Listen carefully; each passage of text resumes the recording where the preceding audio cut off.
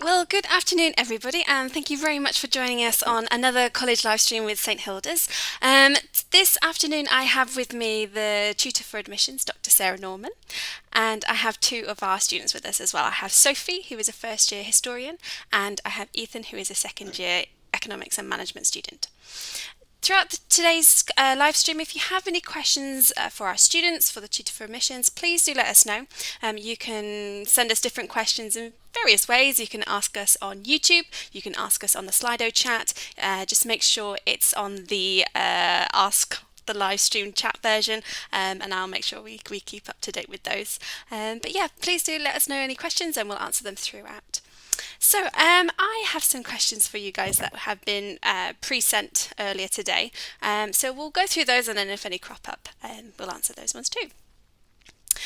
So one of the questions a lot of people talk about is interviews and the admissions process. And I wanted to know how, Ethan and Sophie, how you found the interviews. Is there anything that you found didn't help you or did help you, or any ways that you prepared? Yeah, any tips at all that you might have?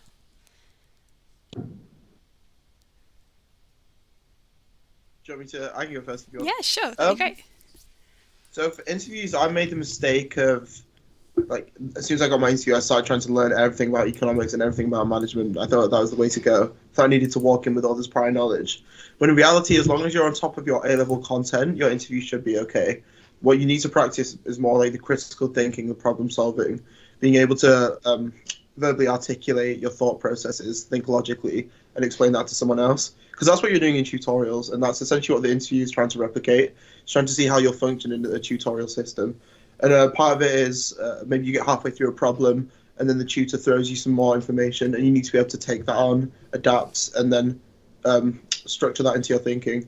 So I'd say, I mean, for economics and management, like, we do the thinking skills assessment. That's our admissions test. And for me, the place to start for interview preparation was just answering those questions, but instead of doing it written, like, verbally.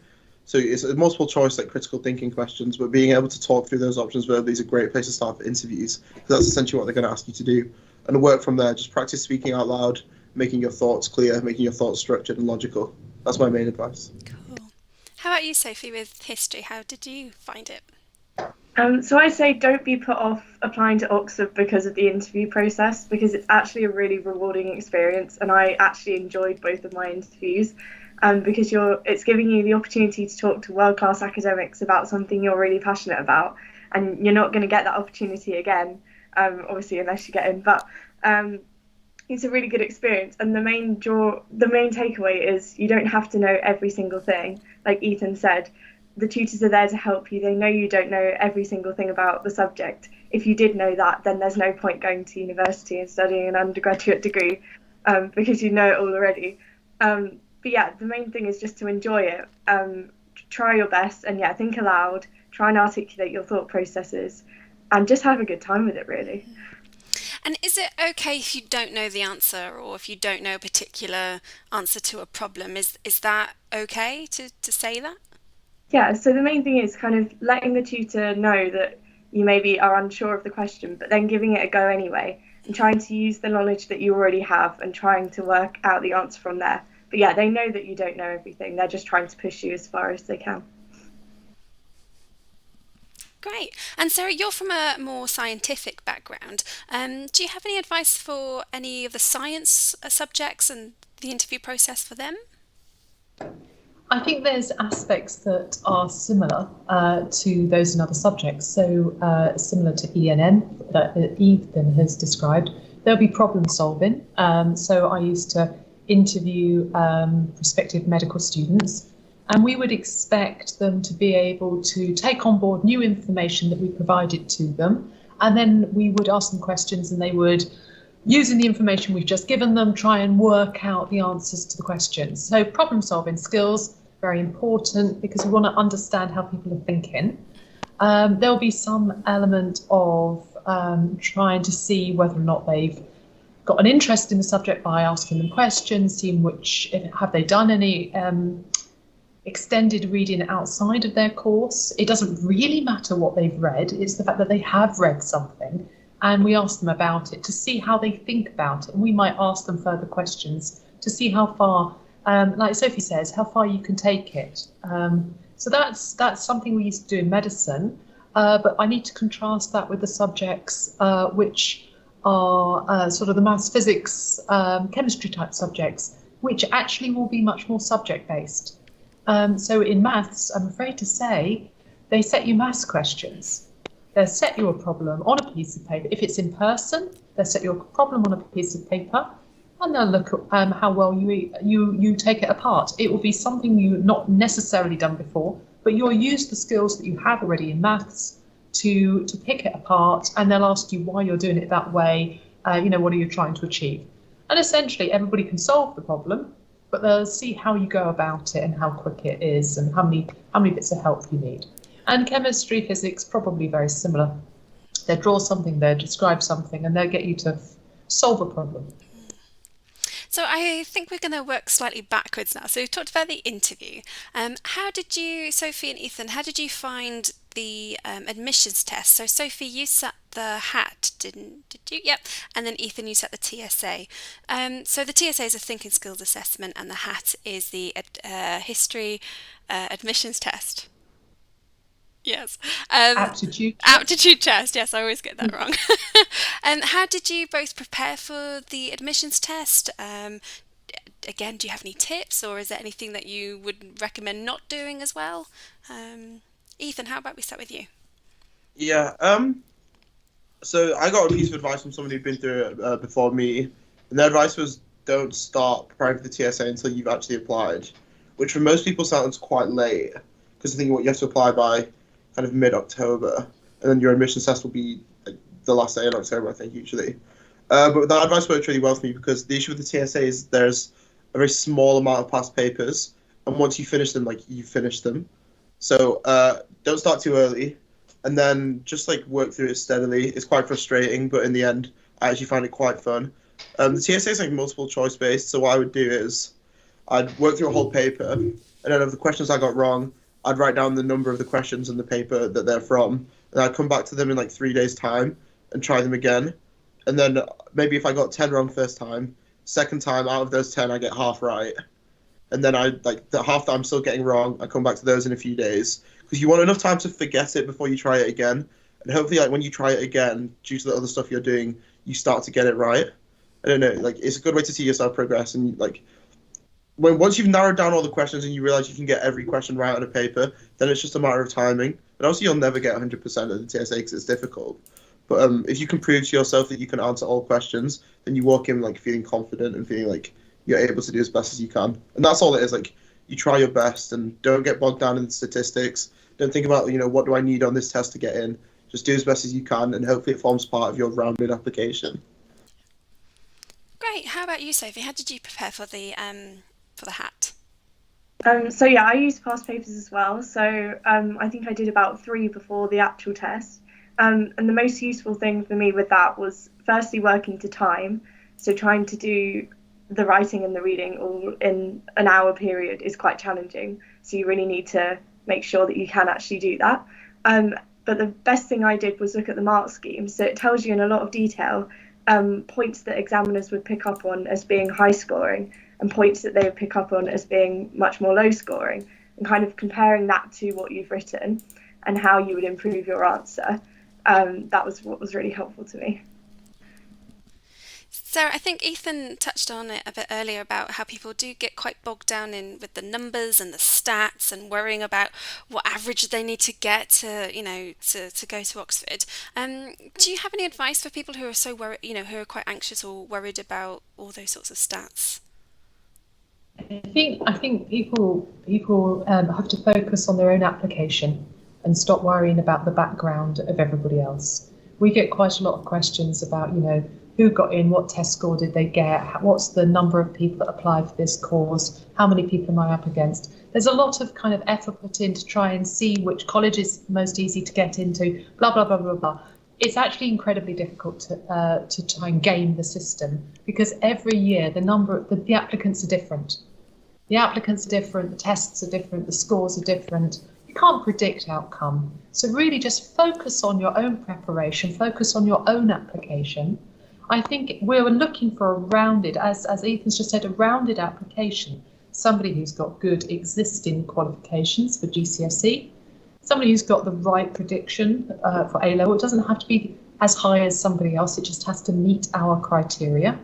And then a good personal statement and very good if there's a test, good preparation for the test. Don't over-prepare. In fact, the university's got an education department who's looked at this. In fact, if you do, and then it's interesting that Sophie said, I think you said 3 times, you doing it more than 3 times actually doesn't benefit you. You kind of reach a maximum of sort of benefit of exposure to the test, and actually just exposure to the type of test, the sort of layout, the type of questions is good experience in itself. Being confronted with something you're unfamiliar with is more difficult.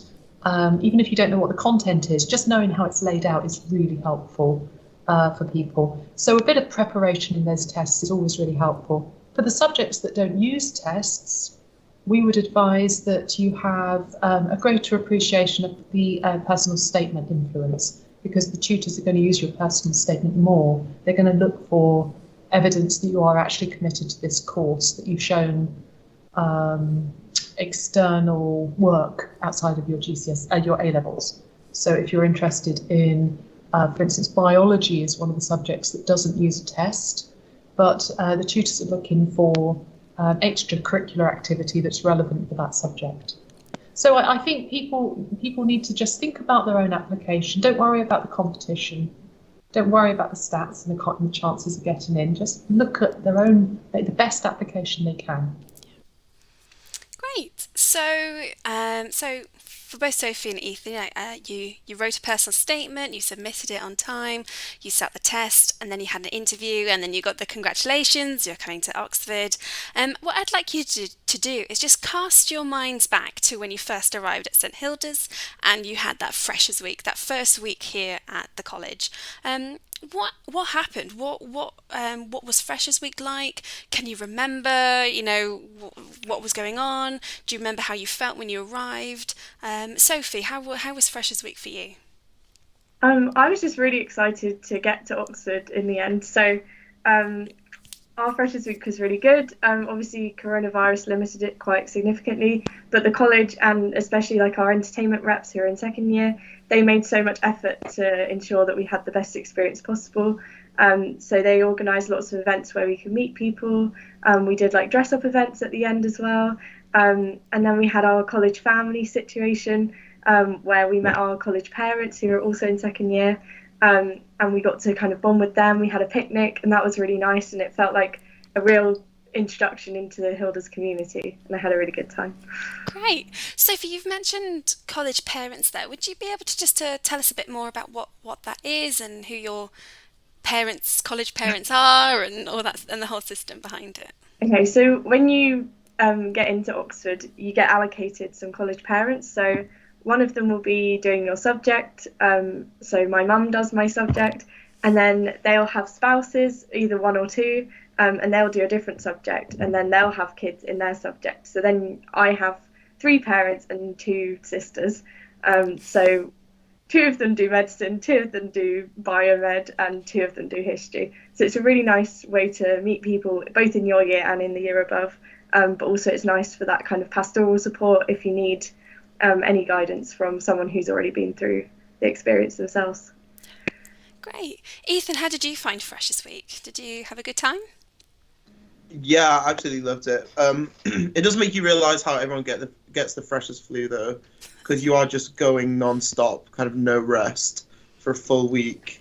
And, like, it's weird because you sort of crash going into your first ever term at Oxford, which is not ideal, but I don't know, I think it's all part of the experience. So, yeah, luckily my Freshers' Week was before the whole pandemic situation, so I was quite lucky. We had lots of in-person stuff. Every day were lots of talks held in like one of the auditoriums at St Hildas, giving us like kind of all the information we needed from members of college staff about how things work, but also a lot of talks from members of all the years about different opportunities, quite a lot of safety stuff, just about like how to get settled into university properly.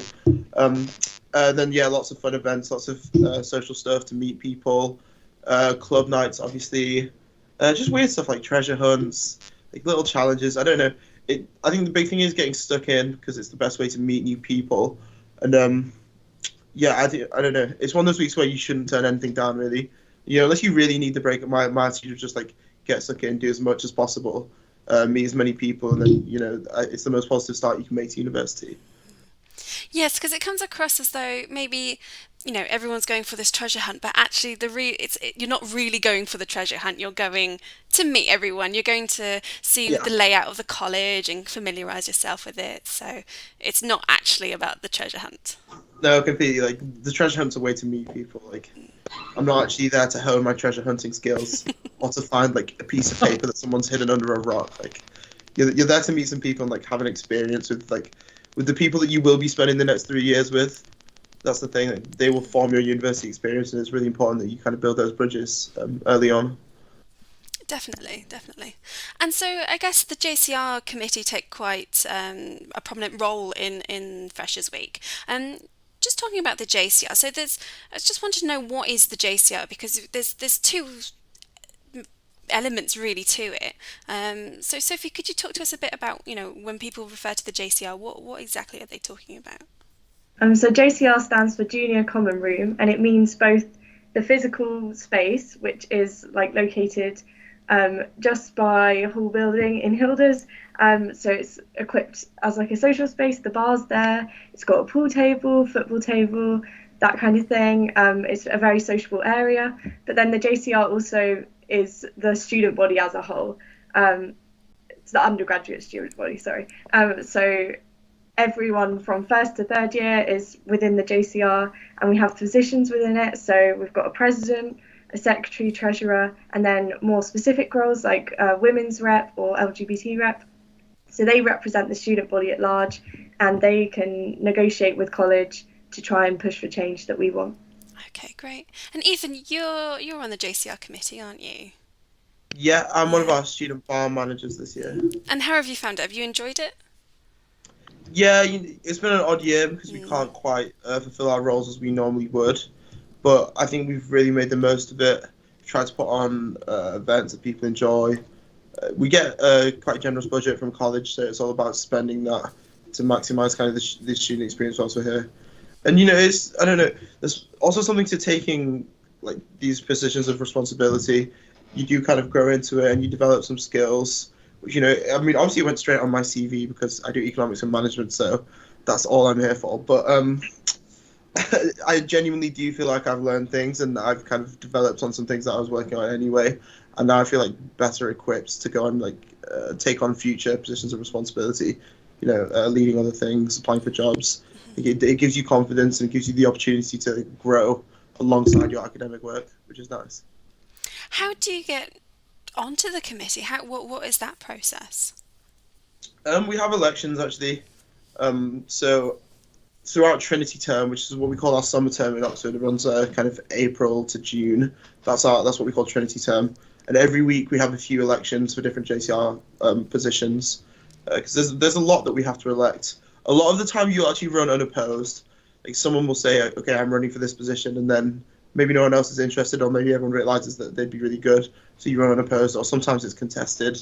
So normally running for president is contested because a few people want to do that. So you do some fun challenges, and then there'll be some hustings, which is like kind of like a debate between the different candidates where people get a chance to ask them questions, kind of raise the issues that you would like them to address and see how they respond. It's like if I really want my president to do something about the accommodation, then I'm going to say, what do you think about the accommodation? And then that gives them a chance to show how they're going to represent your views. And then we vote online and someone just gets the position. Cool.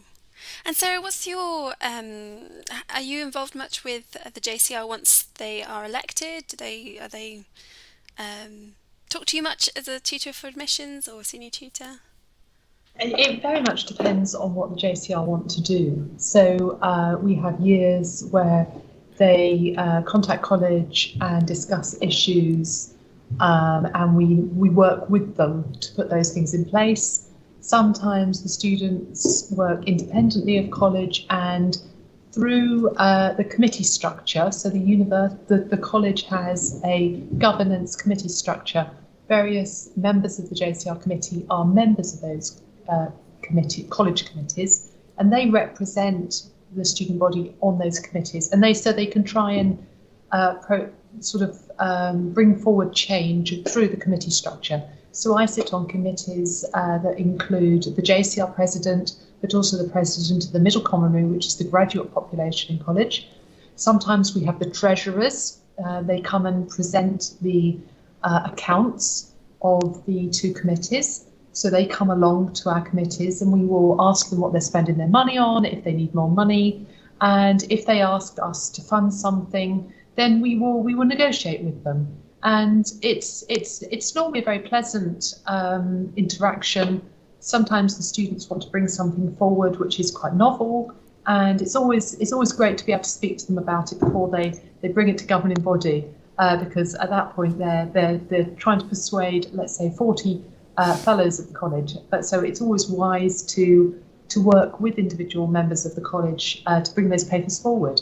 And actually, this is a skill, like Ethan has said, there are skills associated with these posts.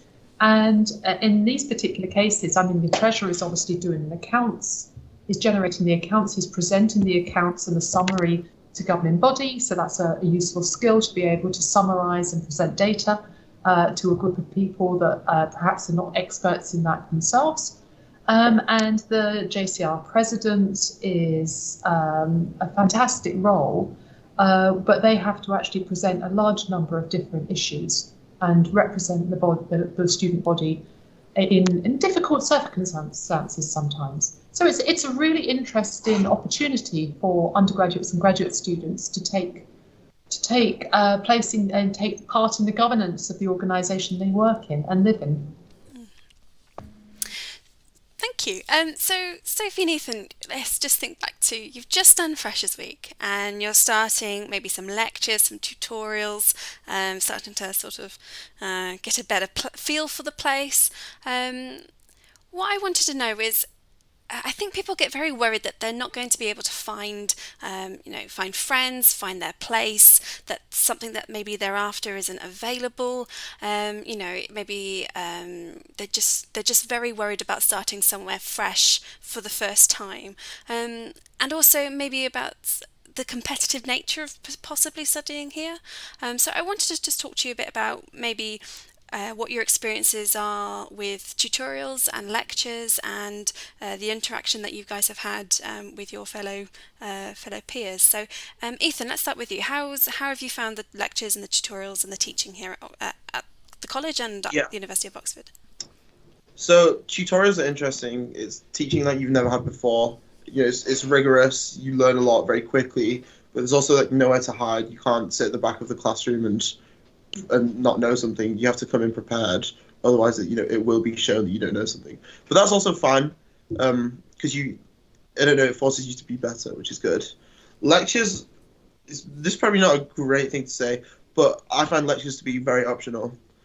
I guess it's because I do economics and management, so kind of our stuff's more based around reading and writing our essays and stuff. I guess for scientists, the lectures are more important, but in my course, the lectures kind of serve to support your work for the tutorials, whereas so everything's based around the tutorials. That's the center of our teaching system. And then if the lectures support that, great. But if I don't need them in 1 week, I'm not going to spend my time going through them, just because I could be reading something else. In terms of academic competition, I think we're quite lucky at Hildas because the culture is way more collaborative than competitive. Everyone's looking to help each other. Especially in first year when we were all getting to grips with writing degree level essays, we were all kind of struggling to come up with our arguments and structure our essays. So we would sit and just chat for 20 minutes, half an hour, even if it's just after lunch. We'd grab a coffee or something and we just talk through how we're going to approach the work that we've been set. And that's very valuable because we're willing to share that with each other, as opposed to I'm going to keep my ideas to myself because I don't want you to do as well as me. It's not like that here, which is great. We're very supportive. Sophie, has that been your experience as well? Yeah, I mean, a fresh start seems like a really intimidating prospect, because you probably won't know anyone at Hilda's when you start.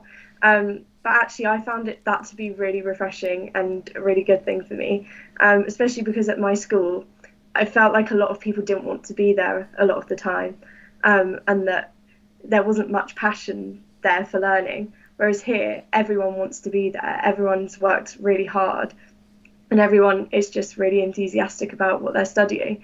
So it's really nice to be in that environment. And as Ethan said, it's very much a collaborative venture. And yeah, tutorials are scary to start with. I remember in Michaelmas, my tutorials were one-on-one with just me and the tutor. But ultimately, I found that to be really, really helpful because it meant that I had their undivided attention and I could ask any questions.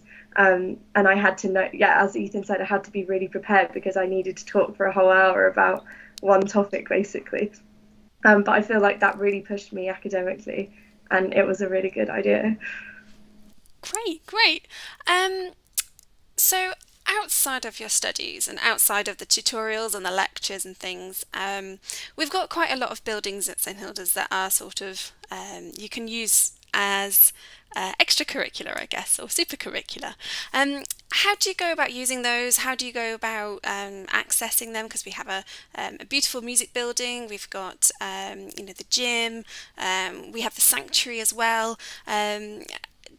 How do you go about using those things if you can or if you want to? Do you have to be studying music, for example, to go and use the music building? Sophie, would you like to? So we have a booking portal on the St Hilda's website. So you just sign in using your Oxford username and password, and then you have the ability to book the music room for any reason. I've been in the music room about 4 times this term, and I do history. I don't have a particularly musical background, but I really just wanted to play a bit of piano to wind down from my work. You can book the punts as well, which are free from the booking portal. And yeah, it's just a really good system that allows you to book. It literally takes 1 minute to book something, and then you can just access it when you want. Oh, it's quite easy. It's quite nice.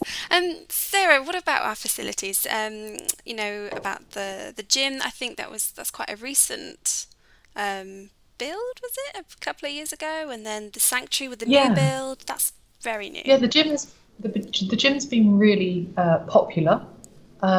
So there aren't not every college has got its own on-site gym. Ours has kept going on and off through the pandemic, although I think the way we coped with it was to have sort of single use at one point, and that's been really popular.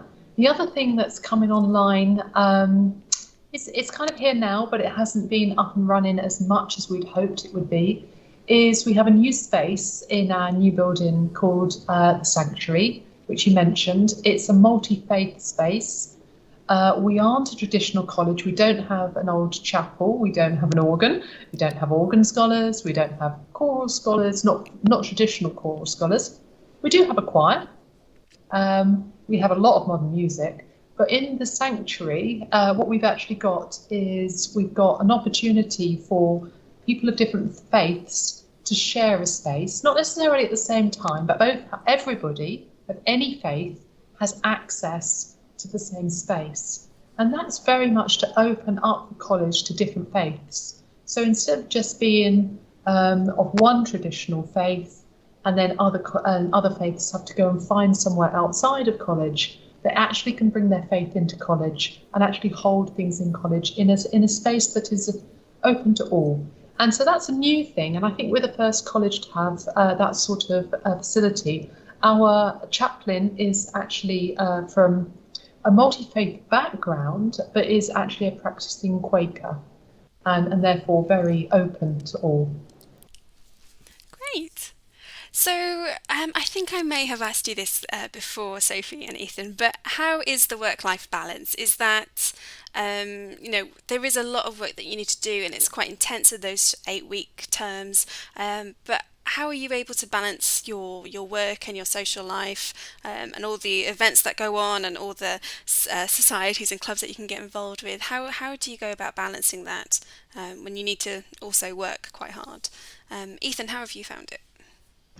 Tough. It wasn't easy at start because you go from a quite structured environment in school to coming to Oxford, where not only has your workload increased, but you're also way more free and you're expected to organise yourself. So, in first year, one of the things I did was just write everything down because I looked for a calendar app that I liked, but they were all annoying me. So I just went old school, pen and paper. I had a little notebook that I carried around everywhere. People laughed. A few people laughed at me, but it's what I needed because I just couldn't keep everything in my head. Like there was so much stuff that I wanted to attend. Some of it mandatory, tutorials, classes, and some of it optional, different talks, different seminars. So I would just write everything down, and that's a way for me to organize my week. But then it also means like when you can relax. If you have a deadline coming up, you've got some work to do. But then equally, when you see like the gaps in your week, okay, I can take this afternoon off. Like I don't need to pressure myself to work right now because I do have that free time. So it's just a matter of finding a system that helps you to organize your life, and then you try and get that balance right. And it's not easy. Sometimes you'll work too hard. Sometimes you won't do enough work, and it'll catch up with you. But once you get that balance and that system sorted, then it makes life here a lot easier. Sophie, how have you found it, the work-life balance? I was definitely worried about it before I started, but I've actually found it quite manageable now that I'm actually here and kind of got used to it and got into a good routine. With history, you only usually have one tutorial a week, so it's quite easy, and one essay a week, so it's usually quite easy to plan your time around that one day that never changes. So kind of spending a few days intensely working and then having a few days off after the tutorial's done is usually the best thing I find. And talking about tutorials and lectures and things, what do you do in between them? Where do you spend your time? Is that at college, or is it at the department or a library, or is it a case of you do a tutorial maybe on the Wednesday and you think, okay, I'm going to have a few days off, and then don't think about anything until the next, I don't know, this Sunday or whatever. Yeah, Sophie, what do you do with your time? Yeah, so I usually take the day I have a tutorial off after it's done, and maybe the day after, just to kind of recuperate, do some social activities, and just have a good time and relax. But then after that, I will be faced with a large reading list once again. So to combat that, I usually use the St Hildas library because it's obviously in a very close proximity to my room, and it's easy to get back and forth. It's got a great range of books that we can borrow, but also a lot of different spaces to work in. So you book through the booking portal again for the library, but they've got different rooms, so switching up which room you're in every day helps to keep things a bit more interesting. But yeah, they're really, really good spaces to work. It's very quiet, but it's not intimidating. Like I find the Radcam, for example, I think is quite scary to be in, and it's also such a beautiful building that you don't want to do any work. Whereas the Hilda's library is just very calm and relaxed, and I much prefer working there. Yeah. Ethan, how about you? How do you spend your time in between lectures and tutorials? And It's funny how tired I am. And sometimes I like to nap. I like my afternoon nap. Other than that, I don't know. It's weird. You find yourself slipping into these unofficial routines that just become so normalized for a few weeks, and then all of a sudden like you don't know anymore. So I remember through most of my first term at Oxford, my lectures were at examination schools, about 5 minutes from St Hildas by foot, and that was with everyone who studies economics. So that's not just economics management; that's PPE, history, and economics. And everyone from our college would just naturally wander back to St Hilda's after lectures, and we'd all have lunch together. And then, we did that 3 times a week for most of the term. And then we looked back and thought, that was just like part of our daily life, which is nice. Sometimes, so if I have lectures further afield, I might get lunch with a friend in town. I like to switch up where I work. So a lot of the time in the evenings, if I'm working, it'll be in my room. So in the daytime, if I can, I'll go to a faculty library. I'll go to the Hilda's library. I don't mind working in coffee shops. Or the nice thing about summer is being that we can work outside, which is always less productive, but at least you get some sun. I don't know. You just if you feel like a real person because you're not trapped in school. You are just in a city, and you meet your obligations. I need to be at this lecture. I need to be at this tutorial. But then, other than that, you are just living your life. If you want to get coffee with a friend, you can do that. If you're in the library, but you want to take an hour out to have a pint with someone at the pub that you haven't seen for a while, you can just do that, and then maybe you go back and do some work. Maybe you go home. but it's your choice and it's your life, and it's about how you want to organise it. And generally we have a nice time. Great.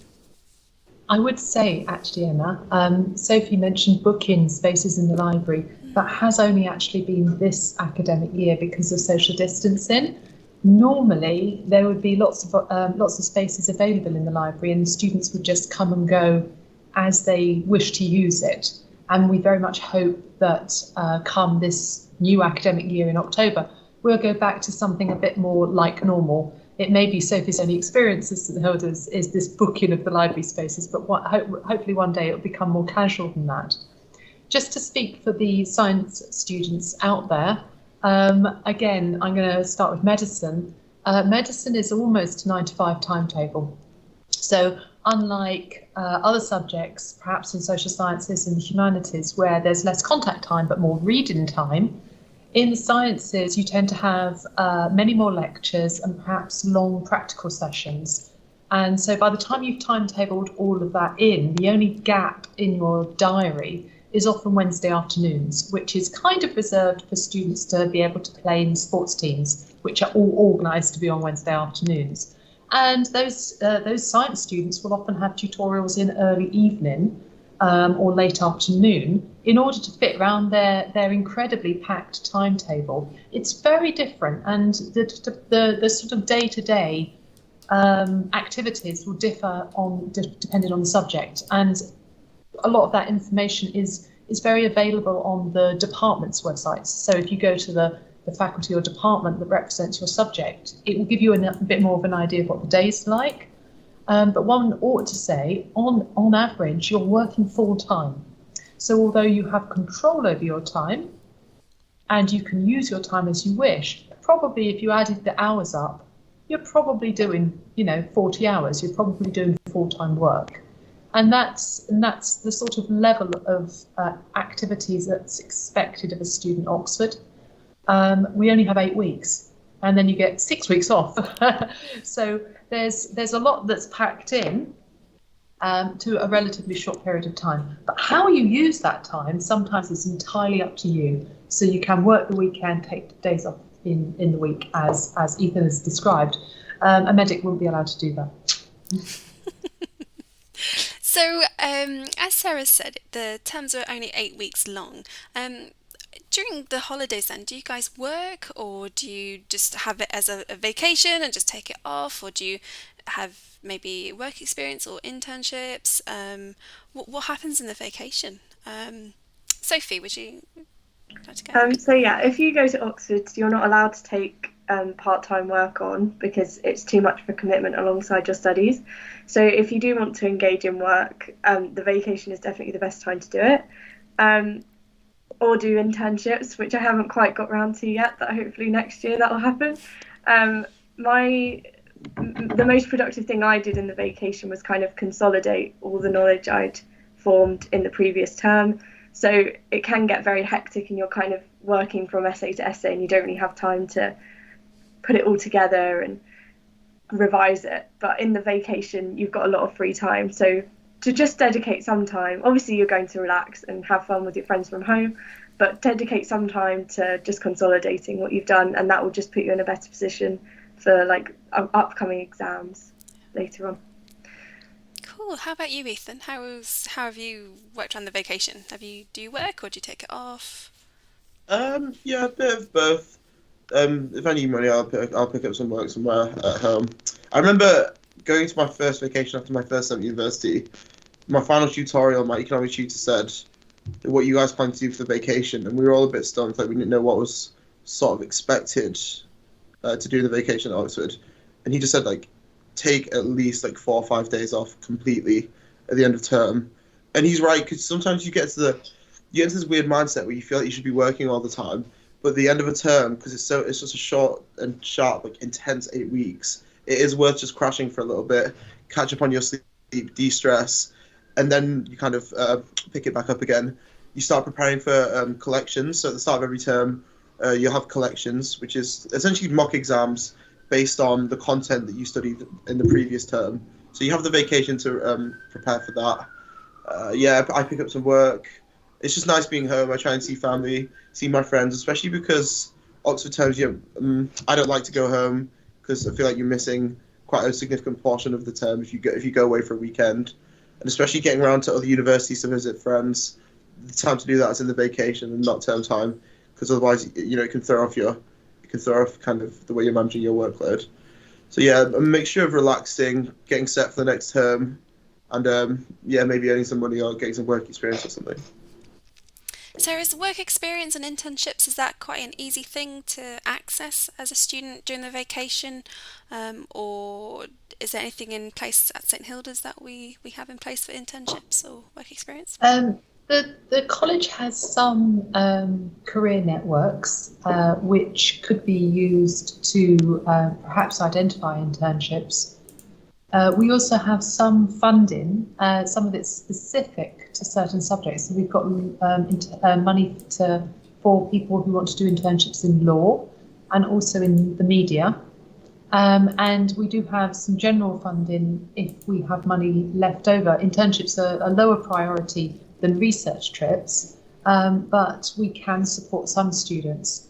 The university actually has a careers service that has a large amount of internships that are advertised, and the university won't advertise an internship unless it's paid, because what the university is unhappy about is companies, especially for-profit companies, using our undergraduates as unpaid labour.